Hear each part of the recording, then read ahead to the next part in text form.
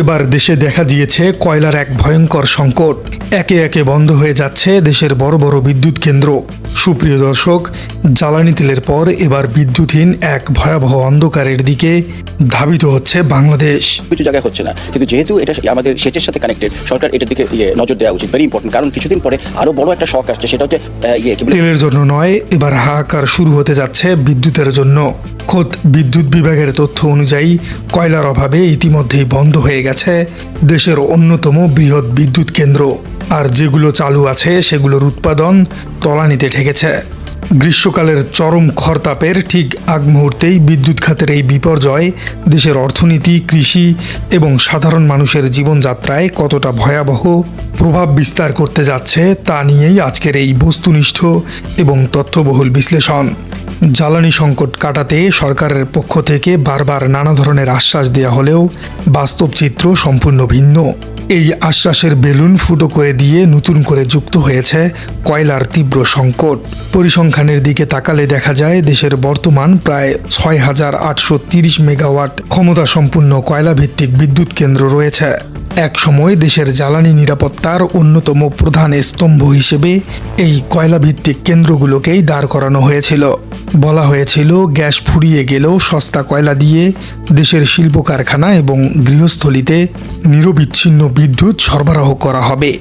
কিন্তু বর্তমানে কয়লার চরম অভাবের কারণে এই মেগা প্রকল্পগুলোই এখন বিশাল বোঝা হয়ে দাঁড়িয়েছে। সবচেয়ে বড় বিপর্যয়ের মুখে পড়েছে আরপিসিএল এবং নারিনকোর ১,৩২০ মেগাওয়াটের বিশাল বিদ্যুৎ কেন্দ্রটি। অবিশ্বাস্য হলেও সত্যি যে শুধুমাত্র কয়লার অভাবে গত নভেম্বর মাসে এই কেন্দ্রটি সম্পূর্ণ বন্ধ হয়ে পড়ে আছে। এত বড় একটি বিদ্যুৎ কেন্দ্র মাসের পর মাস বন্ধ থাকা মানে জাতীয় গ্রিডে বিদ্যুতের বিশাল এক শূন্যতা তৈরি হওয়া। অন্যদিকে দেশের অত্যন্ত গুরুত্বপূর্ণ এবং মেগা প্রকল্প মাতারবাড়ি বিদ্যুৎ কেন্দ্রও এখন তার পূর্ণ ক্ষমতায় চলতে পারছে না। কয়লার মজুদ টিকিয়ে রাখতে এটিকে এখন অত্যন্ত কম লোডে বা সীমিত আকারে ধুকে ধুকে চালানো হচ্ছে। অর্থাৎ কয়লা ভিত্তিক বিদ্যুৎ উৎপাদনের যে বিশাল সক্ষমতা সরকারের রয়েছে, প্রয়োজনীয় কাঁচামালের অভাবে তার একটি বড় অংশই এখন অব্যবহৃত রয়ে যাচ্ছে। কিন্তু হঠাৎ করে দেশের কয়লার এই হাহাকার কেন শুরু হলো? বিশ্ববাজারে কি কয়লা উধাও হয়ে গেছে? এর উত্তর খুঁজতে হলে তাকাতে হবে আন্তর্জাতিক ভূরাজনীতি এবং জ্বালানি বাজারের এক নিষ্ঠুর রূঢ় বাস্তবতার দিকে। বিশ্ববাজারে বর্তমান জ্বালানি তেলের চরম সংকট চলছে এবং তেলের দাম এখন আকাশচুম্বী।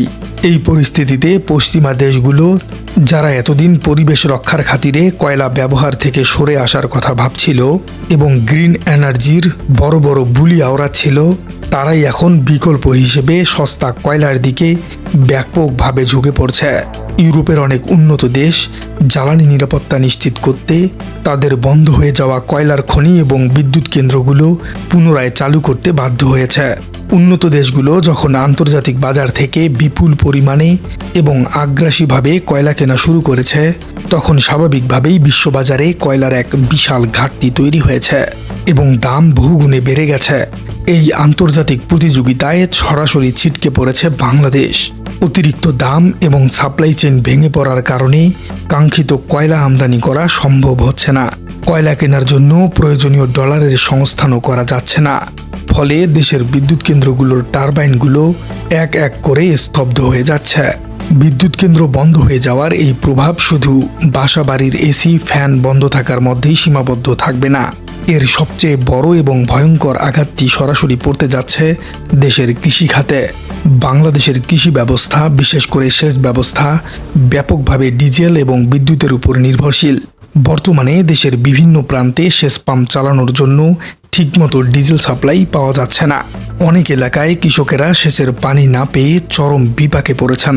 এর মধ্যে যদি বিদ্যুৎ সরবরাহ ব্যাহত হয়, তাহলে বোরো এবং সামনের খরিফ মৌসুমের ফসলের মাঠে সেচ দেওয়া প্রায় অসম্ভব হয়ে পড়বে।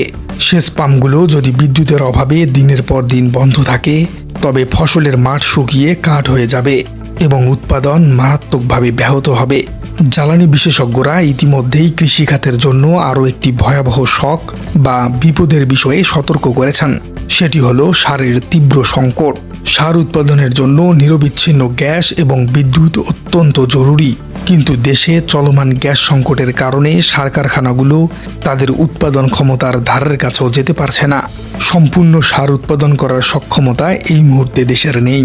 এর প্রত্যক্ষ ফল হিসেবে কিছুদিন পরেই দেখা যাবে কৃষকদের চড়া দামে ব্ল্যাক মার্কেট থেকে আন্তর্জাতিক বাজার থেকে আমদানি করা সার কিনতে হচ্ছে।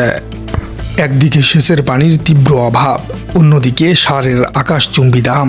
এই দ্বিমুখী সংকটে পড়ে কৃষিখাত এক চরম বিপর্যয়ের মুখে পড়বে। কৃষক যদি ঠিকমতো ফসল ফলাতে না পারে, তবে বাজারে চাল, ডাল এবং নিত্য প্রয়োজনীয় সবজির দাম কোথায় গিয়ে ঠেকবে তা সহজেই অনুমেয়। এটি সরাসরি দেশের খাদ্য নিরাপত্তার জন্য একটি ভয়াবহ হুমকি। খাদ্যপণ্যের দাম বাড়লে সমাজের মুদ্রাস্ফীতি যে চেইন রিয়াকশন তৈরি হবে তা সামাল দেয়া নিম্ন ও মধ্যবিত্ত আয়ের মানুষের জন্য অত্যন্ত কঠিন হয়ে পড়বে। সংকট মোকাবেলায় সরকার আসলে কী পদক্ষেপ নিচ্ছে?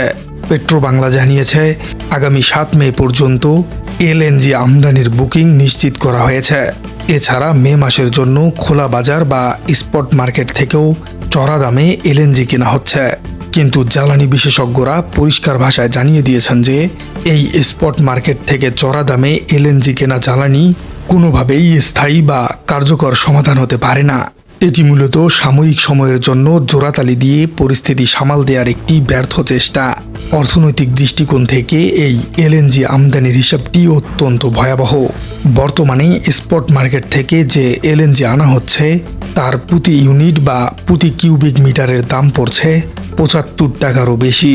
অথচ দেশের উৎপাদিত এবং দীর্ঘমেয়াদী চুক্তির আওতায় আনা যে 20% থেকে 25% এলএনজি মিক্সচার গ্যাস বর্তমানে ব্যবহৃত হচ্ছে তার দাম পড়ে মাত্র 28 টাকার মতো। অর্থাৎ 28 টাকার গ্যাস এখন 75 টাকা দিয়ে কিনতে হচ্ছে। বিদেশ থেকে যত বেশি এলএনজি আমদানি করা হবে, গ্যাসের গড় মূল্য তত বাড়তে থাকবে। এই বিপুল পরিমাণ অতিরিক্ত খরচের বোঝা শেষ পর্যন্ত সাধারণ মানুষের কাঁধেই চাপানো হবে।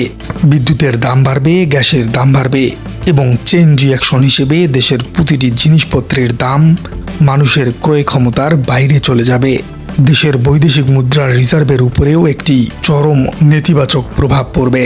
পরিশেষে বলা যায়, আন্তর্জাতিক বাজারে কয়লার সাপ্লাই যদি দ্রুত স্বাভাবিক না হয় এবং দেশীয়ভাবে গ্যাস বা কয়লার অনুসন্ধান না বাড়িয়ে শুধুমাত্র আমদানি নির্ভর জ্বালানি নীতির উপর ভরসা করে বসে থাকলে এই গ্রীষ্মকালে দেশ এক নজিরবিহীন বিদ্যুৎ সংকটের মুখে পড়বে।